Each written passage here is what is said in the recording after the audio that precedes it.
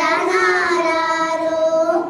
ஆயப்பாடி மாளிகையில் தாய்மடியில் கன்றனை போல் மாய கண்ணன் தூங்குகின்றான் ஆராரோ.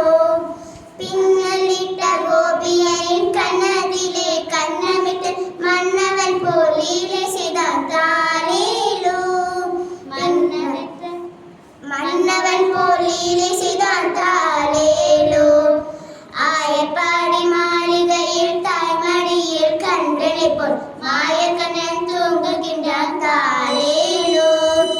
அந்த மந்திரத்தில் அவன் உறங்க மயக்கத்திலே அவன் உறங்க மண்டலமே உறங்குதமா தாளேலோ. மண்டலமே உறங்குதமா தாளேலோ. ஆயப்பாடி மாளிகையில் தாய்மடியில் கன்றனை